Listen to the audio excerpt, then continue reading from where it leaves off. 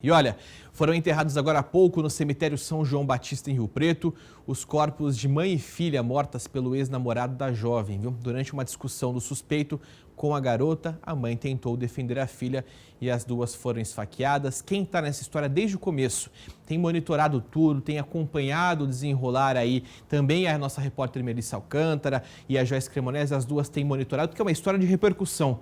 É a história da semana, infelizmente, mais um caso muito trágico, mais um caso muito triste, e elas estão aí ao vivo agora, a Mel ao vivo para trazer para a gente a atualização nesse momento. Está acompanhando, já foi aí o enterro dos corpos. O que você traz de informações para a gente sobre esse assunto, Mel? Olá, Casagrande, bom dia para você e para todo mundo que está assistindo a gente. Olha, o enterro acabou de acontecer quando eu entrei no início do jornal. No fundo, não sei se vocês perceberam, os familiares ainda estavam por aqui e acabaram de subir. Acabou então, neste momento, a cerimônia aí de enterro dessas duas vítimas. E o que eu posso trazer para vocês, eu que acompanhei ali o velório, é aquela tristeza de ver naquela sala os corpos de mãe e filha sendo velados, os familiares ali, um clima de muita comoção, de muita tristeza realmente, mas também aquele sentimento que ficou evidente, Casagrande, um sentimento de indignação, de inconformismo, de choque, porque o que eles me relataram é que nunca esperavam uma situação como essa, nunca passou pela cabeça, nunca imaginavam que esse ex-namorado pudesse chegar a essa situação de tirar a vida das duas. Eles contaram que sim, ele não aceitava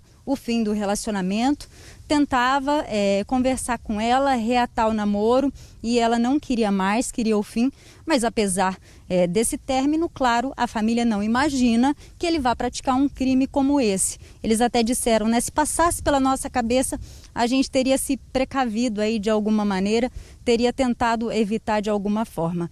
E nesse dia, infelizmente, ele foi lá mais uma vez tentar reatar o namoro com a Daiane. Eles tiveram ali uma discussão e ele então partiu para cima da menina. A mãe, como você disse, tentou defender e infelizmente as duas morreram.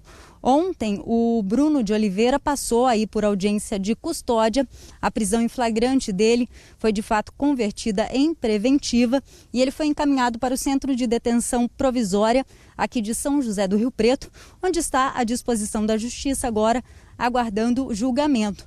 E os crimes nesse inquérito que foi instaurado para apurar direitinho todas as circunstâncias envolvendo toda essa situação, os crimes são duplo homicídio qualificado, feminicídio por motivo fútil e também violência doméstica. E com relação a feminicídio, a gente está até preparando uma reportagem especial, viu, Casagrande? Porque é um tipo de crime que tem chamado muita atenção aqui na nossa região. Aumentou bastante se a gente comparar o ano passado com esse ano, infelizmente, não é mesmo? Não, eu fico aqui, Mel, toda vez que a gente fala de feminicídio, amigos de casa, Mel aqui comigo, Mel tá aqui para não me deixar mentir o quanto que a gente traz informações, e quando a gente traz casos como esse, não é pelo fato apenas de narrar o que aconteceu, é justamente para dar holofote, dar luz a um problema que a gente sabe que está piorando ainda mais.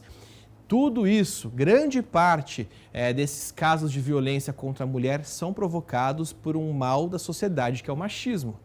Então, um ser humano, o rapaz aí, o Bruno, né, que cometeu esse crime brutal, esse duplo homicídio, feminicídio, um cara que tem 20 anos de idade, é um moleque ainda, gente, não tem uma vida inteira pela frente e não consegue uma negação de um relacionamento, não consegue entender que se a jovem não queria mais é para que cada um seguisse a sua vida e acredita que nessa ideia de posse da outra pessoa, de que se ela não vai ser feliz comigo, não vai ser feliz com ninguém.